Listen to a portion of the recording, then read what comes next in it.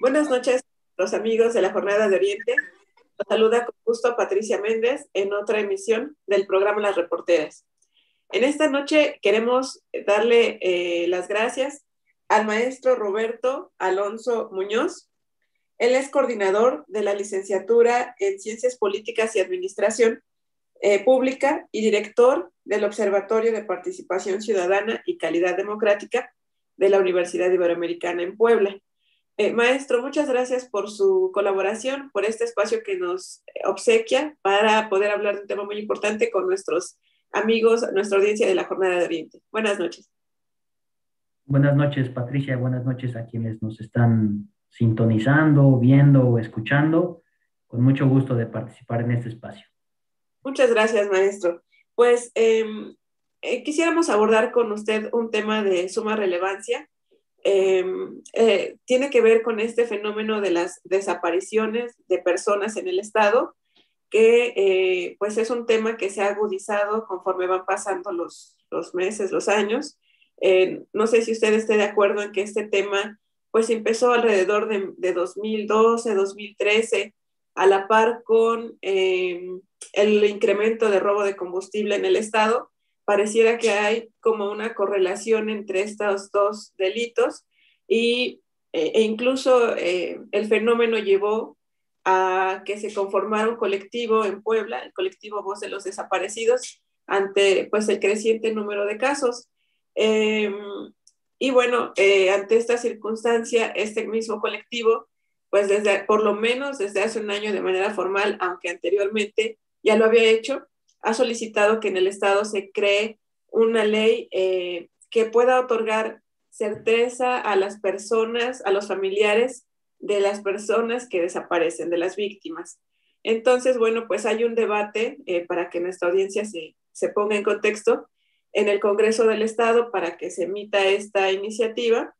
Y bueno, el gobernador también ha presentado una contrapropuesta y es precisamente ustedes el tema que han analizado. Recientemente pues hicieron unas observaciones a esta propuesta y bueno, ese es el tema a tratar. Inicialmente, maestro, ¿cómo ven ustedes el fenómeno de las desapariciones en Puebla? Sí, Patricia, pues mira, yo quisiera destacar que estamos ante un fenómeno muy complejo, un fenómeno trágico que lastima la vida de muchas personas. Evidentemente, como lo señala o lo reconoce la ley, las víctimas directas de este crimen, de este delito que son las personas que están desaparecidas, y las víctimas indirectas, que quizá también transitan por un momento muy difícil, por todo un proceso ante la incertidumbre, ante la falta de información, ante el desasosiego de no tener o no saber el paradero de sus seres queridos. Es un fenómeno que desafortunadamente atraviesa todo el país como un desgarramiento que cruza todo el territorio nacional. Hay estados con muchas más personas desaparecidas que otros. Puebla aparece entre el lugar 12 y el lugar 13 según la fecha en que se haga el corte. Sin embargo, es uno de los primeros lugares, si lo vemos ya por segmento, ¿no? En caso de mujeres desaparecidas, o en caso de niñas y niños también desaparecidos. Y esto lo vuelve pues un fenómeno de atención prioritaria, ¿no? En nuestro estado. Pero decía, estamos entonces ante un asunto que es común a todo el país y que como tú bien lo has reseñado, como tú bien lo has presentado, ha generado mayor respuesta ciudadana que institucional, ¿sí? Hoy por hoy, lo que podemos ver a lo largo y ancho del país es a un conjunto de familiares, de colectivos, de grupos que por cuenta propia van a buscar a sus seres queridos, ¿no? Que incluso, como lo hemos visto en los últimos días, tienen que pedir tregua a los criminales, al crimen organizado para poder buscar a sus seres queridos, ¿no? En territorios, evidentemente, donde el Estado no tiene el control.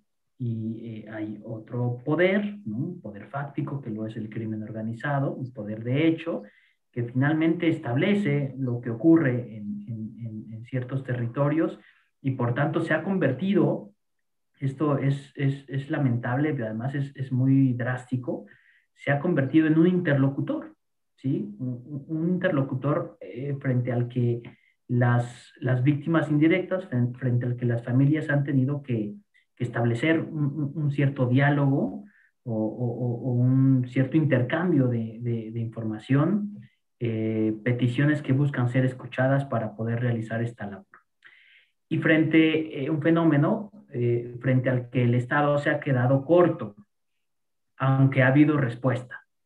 El hecho que hoy estemos discutiendo en el Congreso local la armonización del marco jurídico poblano con la ley general en la materia da cuenta de que existe ya un piso mínimo, que es esta ley general, que tiene ya algunos años, alrededor de 4, y que lo que de alguna manera comprometió fue que cada entidad, cada estado pudiese hacer un proceso de armonización.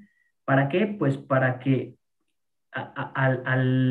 haciendo un símil de lo que ocurre a nivel nacional con la creación de una Comisión Nacional de Búsqueda, con un sistema nacional de búsqueda integrado por todas las comisiones, no solamente la nacional, sino las comisiones locales, por la creación de fiscalías especializadas dentro de las propias fiscalías, algunas ya autónomas, otras todavía no. Es decir, poner en marcha, poner a rodar toda una institucionalidad para poderle hacer frente a este mismo fenómeno, ¿no? Entonces, no estamos en ceros, hay bases importantes, la ley general lo es. En aquellos estados o aquellas entidades donde no existe una ley local, lo que se pone, digamos, en activación, lo que persiste es esta ley general.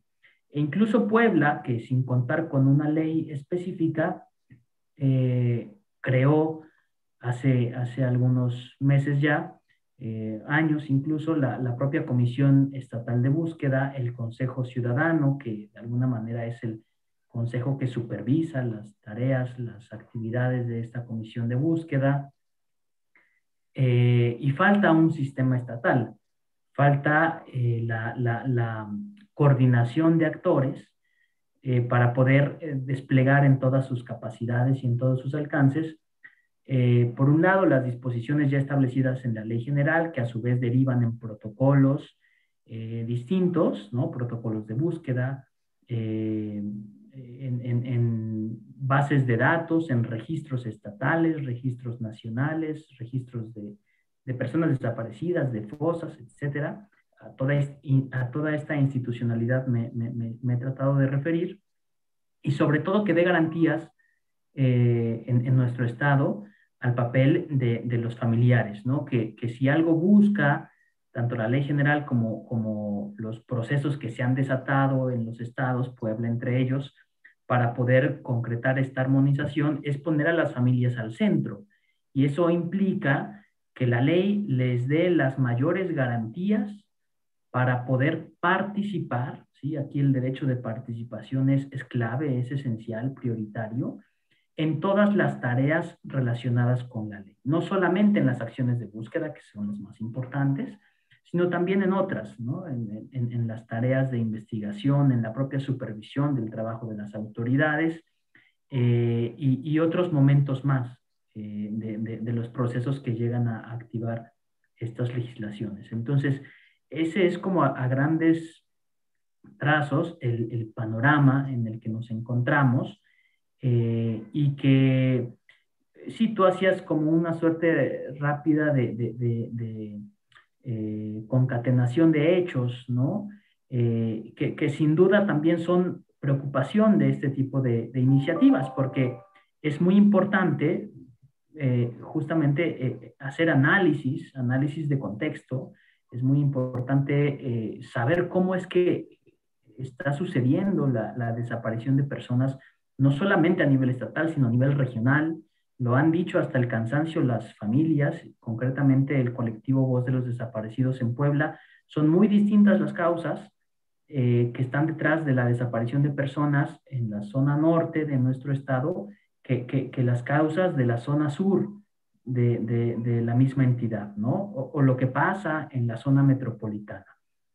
Por ello es de la mayor relevancia que pueda existir esta institucionalidad, que todo lo que las leyes en los estados están creando pueda estar articulado, pueda caminar con un mismo propósito y que se puedan analizar también los patrones de criminalidad, que era un poco lo que tú referías al vincular el robo de hidrocarburos con la desaparición de personas. Lo mismo podríamos establecer con el delito de la trata de personas, ¿no? Y así nos podríamos seguir. Entonces, esto es importante destacarlo y sobre todo que quede garantizado en una legislación que hoy sigue estando pendiente en Puebla. Sí.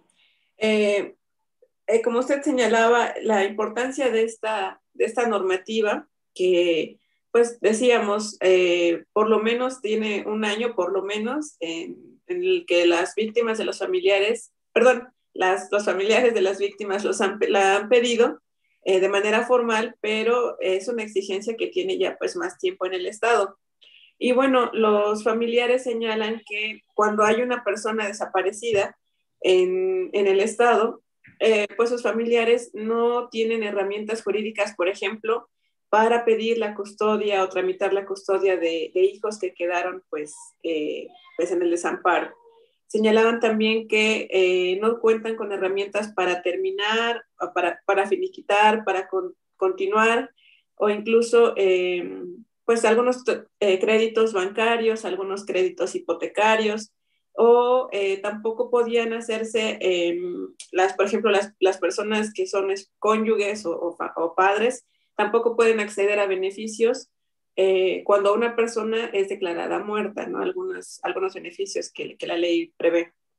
Y bueno, todas este tipo de situaciones pues no están reguladas en el Estado porque una persona desaparecida no puede declararse como muerta o viva. Entonces, pues de ahí la importancia de este tema. El Congreso ha señalado que pues antes de que finalice el mes, antes de que finalice la legislatura, podrán emitir una normativa y en este momento se discute una propuesta en la que la Universidad Iberoamericana participó y de parte del gobierno del Estado. Ya adentrándonos en en estas propuestas, maestro, ¿cuáles son las principales diferencias que ven? Y posteriormente, no sé si nos puede hablar de las ventajas o desventajas entre la propuesta que presentó el gobernador con la que tienen ustedes, por favor. Sí, antes de entrar en ese detalle, me gustaría señalar un par de cosas, Sí. por lo que has comentado. Ese tipo de problemáticas es el tipo de asuntos que una legislación como la que estamos discutiendo, como la que se está analizando en estos días en el Congreso del Estado, busca atender. Tengamos presente también que las leyes no bastan, ¿no? Tenemos excelentes normativas en nuestro país, en nuestro estado incluso. Sin embargo, lo que hay que estar vigilando constantemente es el papel de las autoridades que las implementan, ¿sí? Y luego tampoco es asunto de voluntad únicamente que se pueda poner en marcha una legislación con todas sus bondades y sus garantías, sino que se requieren recursos, ¿no? Entonces, esto lo pongo entre paréntesis porque lo quiero retomar a la hora de hacer el comparativo. Ese es un tema fundamental que queremos y que hemos intentado hacer notar.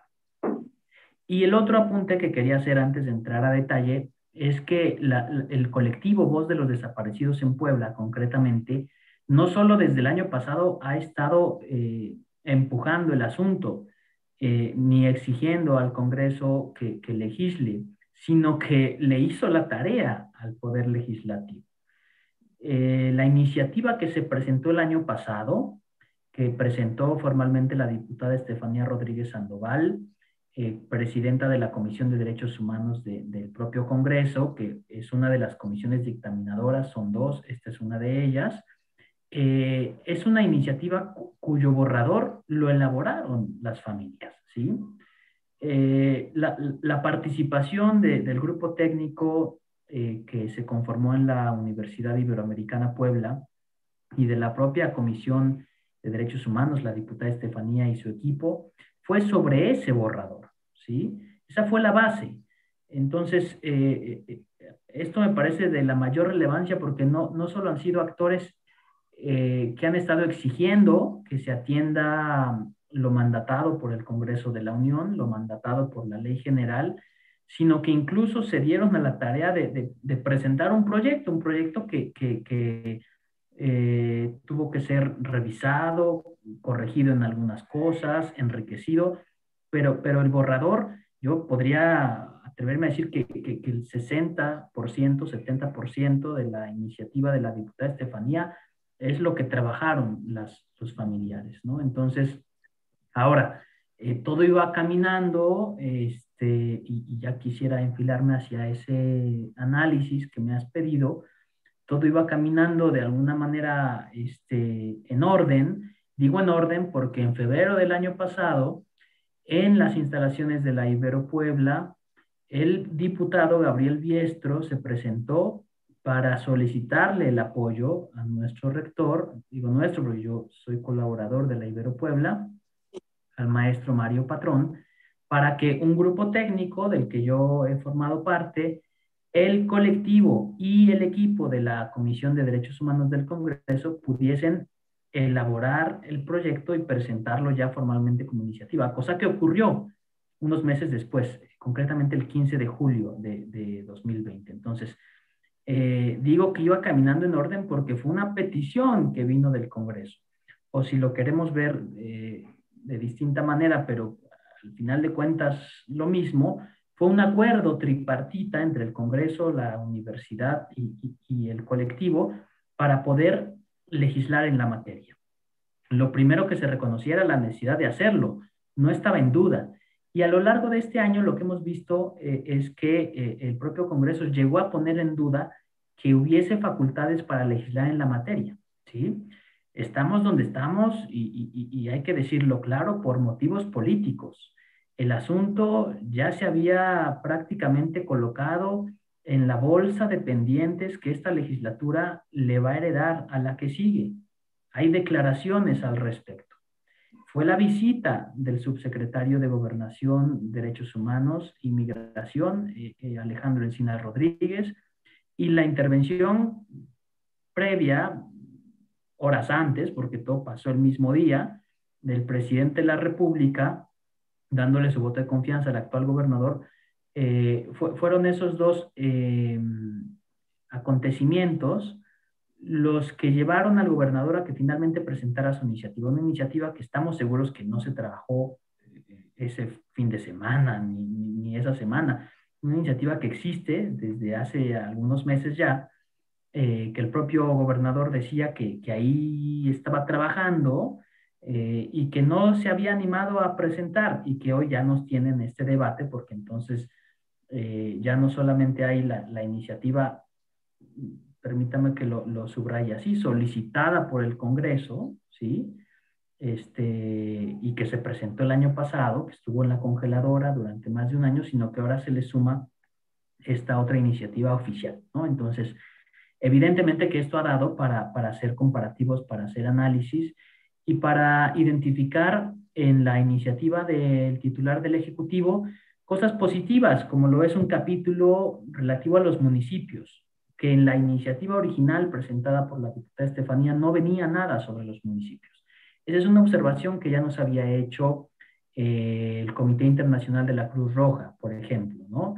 Tanto esta instancia como la Oficina en México del Alto Comisionado de las Naciones Unidas para los Derechos Humanos hicieron llegar al Congreso, a las comisiones correspondientes, sus propias observaciones a la iniciativa de la diputada Estefanía Rodríguez.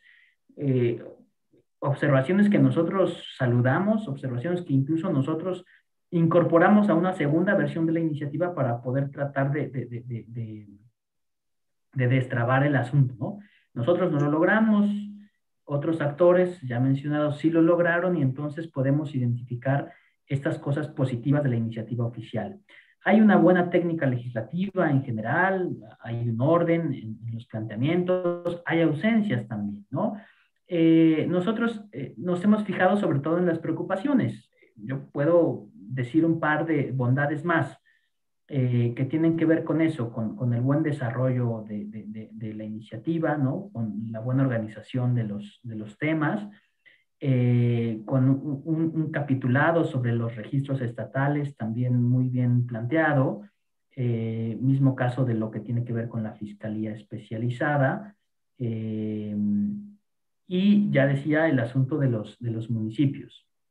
Pero hay unos aspectos que nos han preocupado y frente a los que decidimos hacer un posicionamiento colectivo, que precisamente fue el 16 de agosto, el lunes pasado, que dimos a conocer con más de 60 firmas entre organizaciones de la sociedad civil, colectivos de familiares que buscan a sus seres queridos de todo el país, y espacios académicos, particularmente los programas de derechos humanos del sistema universitario jesuita. Decimos 60, aunque en realidad podríamos escalar esto a más de 100, porque tenemos la firma de la Red Nacional de Organismos Civiles de Derechos Humanos, Todos los Derechos para Todos y Todas, que agrupa ni más ni menos que 85 organizaciones de 23 estados de la República, ¿no? Entonces, sí hay, digamos, un espaldarazo importante que logramos con un decálogo de preocupaciones. Las voy a decir rápido porque creo que no tenemos mucho tiempo, pero, por ejemplo, están ausentes en el glosario de la iniciativa conceptos importantes como lo son la búsqueda inmediata, la fosa clandestina, la fosa común. Segundo, no reconoce condiciones de preferencia sexual, ni tampoco de orden social, económico, cultural e histórico como parte de un enfoque especializado y diferencial que consiste en un principio orientador de la propia iniciativa, de la propia ley futura. Esto está soslayado completamente, como si estas condiciones de origen o de la propia construcción de la persona no tuvieran importancia. Una tercera observación tiene que ver con que el sistema estatal que crea la ley, nosotros le llamamos mecanismo estatal en la iniciativa presentada por la diputada Rodríguez, pero da igual, mecanismo o sistema estatal, el asunto es que sea un sistema fortalecido y está debilitado porque no está sujetando la actuación de sus integrantes a los principios de la ley y a los principios rectores que ha desarrollado Naciones Unidas para poder atender este fenómeno de la desaparición de personas. Tiene una composición limitada, no aparecen actores como el titular de la Secretaría de Planeación y Finanzas o el titular de la Procuraduría Estatal en materia de niñas, niños y adolescentes, para la protección de niñas, niños y adolescentes, ni tampoco el titular de la Secretaría de Salud, por ejemplo. No obliga a que las autoridades que integran este sistema estatal deban rendir cuentas de manera inmediata al Consejo Ciudadano, por ejemplo. Los estándares que presenta de indicadores son muy limitados y de manera, yo te diría incluso transversal, porque hicimos la revisión quienes hemos participado de parte de la Ibero Puebla en este debate y en estos trabajos, identificamos de manera transversal que desplaza a las familias. Y esto no es menor, ni tampoco es fortuito. Esto tiene su origen porque este proyecto presentado por el gobernador no fue trabajado, ni consultado, ni compartido siquiera con las familias para recibir observaciones. Es un proyecto que se hizo en un escritorio de espaldas a las víctimas, a las familias, en tanto víctimas indirectas, y que le pierde, digamos, toda su legitimidad que debería haber quedado garantizada de origen, como fue el propósito del año pasado con el diputado Biestro, ¿no? Que pudiese colocar a las familias al centro no solo de las acciones de búsqueda, sino al centro también de la discusión de la propia iniciativa que va a regular esas acciones, ¿no? Otro elemento que nos preocupa es que no se garantiza un proceso abierto, transparente, público e inclusivo para la designación de la titular de la comisión de búsqueda. Nosotros y en muchos estados más sabemos lo que son estos procesos de designación carentes de legitimidad porque no involucran a las personas idóneas para poder finalmente desembocar en la elección o la designación de un perfil que cumpla con las características necesarias y que evite esta lógica de los cuates y las cuotas. Limita también las capacidades, la iniciativa del gobernador del Consejo Estatal Ciudadano, reduce la participación de los familiares frente a la iniciativa presentada por el año pasado, reduce la participación de los familiares en este espacio, no le da atribuciones para evaluar ni a la comisión de búsqueda ni al sistema estatal de búsqueda de personas. Y te había dicho que había colocado entre paréntesis el tema de los recursos, simplemente no dice nada sobre un fondo específico. La iniciativa presentada el año pasado, que trabajamos colectivamente, disponía la creación de un fondo estatal de desaparición, 4 artículos que le diesen sustento a este fondo, para que se reservara el 0.05% anual del presupuesto de egresos del Estado para estos asuntos, ¿no? Para echar a andar toda esta maquinaria, toda esta institucionalidad que busca afrontar el fenómeno de la desaparición de personas. Lo que hace la iniciativa del Ejecutivo es referirlo al Fondo Estatal de la Comisión Ejecutiva de Atención a Víctimas, que además es muy limitado, que no ha tenido, no ha logrado atender el propósito para el cual fue creado. Otro asunto es que no reconoce derechos centrales de las víctimas directas, es decir, las personas desaparecidas, como el hecho de que se garantice su presunción de vida, o bien tampoco reconoce derechos de las víctimas indirectas, es decir, las familias, como el hecho de supervisar el quehacer estatal, participar en los planes de investigación y búsqueda, recibir un trato digno, por poner algunos ejemplos. Y finalmente deja fuera de las medidas de reparación integral unas medidas específicas que tienen que ver con la restitución, la rehabilitación y la compensación. A grandes trazos son las grandes preocupaciones que nosotros hemos puesto sobre la mesa y que luego hicimos llegar a todos los integrantes y a todas las integrantes de las 2 comisiones dictaminadoras, Derechos Humanos y Procuración y Administración de Justicia, ya a manera de propuesta, no solamente como una preocupación, sino como un decálogo propositivo de qué es lo que tendría que estar presente en esa discusión que seguramente está ocurriendo en comisiones para poder enriquecer el proyecto de dictamen. Está claro, porque así se ha dicho ya, que será en esta legislatura, si otra cosa no sucede, que van a atender esta omisión, esta deuda, que recordemos además es una omisión desde la legislatura anterior. Fue la legislatura que debió atender el asunto, que no hizo absolutamente nada, y pues estamos ya a menos de un mes de que dé por concluido el trabajo de esta 60 legislatura. Estamos esperando la convocatoria a este periodo extraordinario, seguramente será la sesión de un día para poder discutir y aprobar el proyecto que se presente. Estamos todavía con preocupación y todavía expectantes de cuál va a ser ese proyecto, porque sin duda, pues no se trata de legislar por legislar. Nosotros lo hemos señalado enfáticamente, no se trata de decir, bueno, ya cumplimos con la tarea de armonizar nuestro marco jurídico de manera superficial, ¿no? O como lo han hecho otras entidades, con elementos incluso de inconstitucionales, que no sería la primera vez, incluso de esta legislatura que legisla con visos de inconstitucionalidad.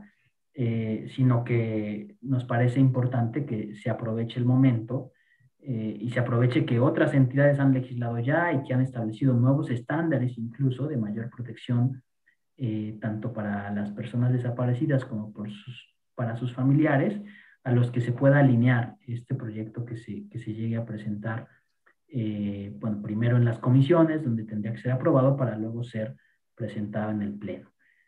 Por la información que tenemos, será en esta segunda quincena de agosto, las últimas semanas de agosto, que estaremos viendo en movilización a las instancias correspondientes del Congreso del Estado para poder finalmente completar esta tarea. Queremos recordarle a quienes nos siguen en esta transmisión que estamos hablando con el maestro Roberto Alonso Muñoz. Él es coordinador de la licenciatura en Ciencias Políticas y Administración Pública y director del Observatorio de Participación Ciudadana y Calidad Democrática de la Ibero, Puebla. Maestro, ¿cuál es en anteriores anteriores ocasiones, en otros temas, hemos visto cómo pues hay una práctica en el poder legislativo, no solamente en esta legislatura, sino en legislaturas pasadas, en las que se aprueban las iniciativas del Ejecutivo prácticamente sin modificaciones? ¿Cuál es aunque se ha ofrecido que va a haber un consenso entre una propuesta y otra, quiero preguntarle cuál es el riesgo que usted ve en caso de que la iniciativa oficial, digamos, se apruebe sin ningún, para la ley de desapariciones en Puebla se apruebe sin ningún cambio? Sí, lo he dicho ya, tiene que ver con la pérdida de legitimidad, ¿no? El proyecto, por principio de cuentas, es un proyecto que carece de este respaldo social, ¿sí? Que puede estar muy bien hecho. Ya hemos destacado algunas cosas que dan cuenta de que no es así. Hay áreas de oportunidad, tiene cosas perfectibles esta iniciativa. Pero rescatando lo positivo, aún así no tiene el respaldo social que tiene la iniciativa original, ¿no? Entonces, bueno, el riesgo es que lo que resulte, esta institucionalidad a la que me he estado refiriendo, que será resultado de la aprobación de esta ley, sea una institucionalidad que no tenga legitimidad, que no tenga autoridad moral, que no tenga peso, y que termine simulando, ¿sí? A un conjunto de actores que estarían haciéndole frente en la forma a este fenómeno de la desaparición de personas, pero sin conocimiento, sin la expertise, sin la experiencia que tienen las familias, y por tanto una institucionalidad que no tendría pertinencia, ¿no? Que seguramente quedaría lejos de lo que se espera en términos de su actuación. Entonces, ese es el riesgo, y yo más que riesgo lo plantearía como esa será la tarea, ese será el problema que se heredará a la siguiente legislatura. Tenemos un plantón atrás del Congreso. Entiendo que tiene también instalaciones hacia la 3 Poniente. Pero tenemos un plantón del colectivo Voz de los Desaparecidos a unos metros del Congreso del Estado, ¿no? Entonces, tal vez el plantón no puede estar ahí permanentemente, o tal vez sí, no lo sé. Pero sin duda que será un actor importante que seguirá exigiendo y reclamando que lo que se logre crear, lo que se logre activar, los procesos que se logren desatar con esta aprobación, pues sean aquellos que estén a la altura de las circunstancias, ¿no? Y las circunstancias son las que decíamos al inicio de este programa, ¿no? De esta entrevista. Un fenómeno que está relacionado con otros fenómenos de criminalidad, que no se puede ver en aislado, que tiene diferentes causalidades según las geografías, y que requiere de instituciones fuertes y de recursos importantes para poderlo combatir, ¿no? Tampoco estamos pensando que esto se va a arreglar de la noche a la mañana y dudo mucho que alguna entidad pueda solucionarlo si no se soluciona a nivel nacional, ¿no? Eh, el 30 de agosto se conmemora el Día Internacional contra la Desaparición Forzada y entiendo que está en puerta la visita del Comité de Naciones Unidas en la materia, una visita que se ha estado, bueno, que está pendiente desde el año pasado, que se está trabajando de manera diplomática, y supongo que esto está en la agenda, ¿no? de estos organismos internacionales. Tenemos tema para muchos años, desafortunadamente. Entonces, si llega a aprobarse un proyecto que no está a la altura de las circunstancias, pues me temo que el reclamo social va a permanecer y trataremos de darle cauce. Ok. Maestro, aprovechando su tiempo, ¿cuál es la diferencia entre que se armonice la legislación que se aprobó, federal, que se aprobó en 2017, si no mal recuerdo, sobre esta ley de desapariciones o ley de personas desaparecidas en el Estado, a que se apruebe esta ley? ¿En qué radica esta diferencia? Bueno, un proceso de armonización legislativa a veces concluye con la aprobación de una ley y a veces requiere de otras aprobaciones más. Este segundo caso es el que tenemos delante, porque a esta ley, que lo dices con precisión, es el asunto del nombre. De hecho, la iniciativa del gobernador lleva por nombre Ley de Búsqueda de Personas. Tiene que ver con el asunto, evidentemente, pero deja fuera del nombre mismo de la ley el fenómeno sustantivo, que es desaparición, ¿no?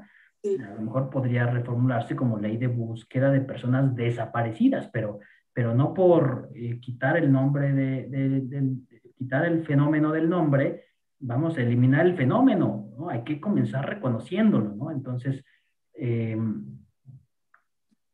si se llega a aprobar la legislación, se habrá dado un paso importante para completar el proceso de armonización, pero queda pendiente, por ejemplo, legislar en materia de la declaración especial de ausencia, que es una figura jurídica que establece la propia ley general en la materia, ¿no? Entonces, en algunas ocasiones, los procesos de armonización se agotan con la aprobación de una sola ley. En otros, como sería este caso, requieren otras discusiones más, ¿no? Entonces, si llega a aprobarse, podremos decir que se ha avanzado en la armonización mandatada por el Congreso de la Unión en 2017, pero que esa armonización no se ha completado, ¿sí?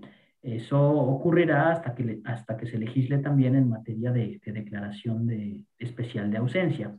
Lo podemos ver en los transitorios de la propia iniciativa del gobernador. Se estaría comprometiendo a que en un plazo, no recuerdo ahora con precisión los días, pero en tantos días hábiles o naturales, el Congreso, que ya será el siguiente, seguramente va a tener que legislar en materia de declaración especial de ausencia. Esa sería también parte de la armonización. Okay. Bueno, pues maestro, queremos agradecerle a nombre de nuestra audiencia, de quienes nos siguieron en esta transmisión, su tiempo para podernos aclarar este tema tan relevante, de tanta importancia, que está por aprobarse en el Estado.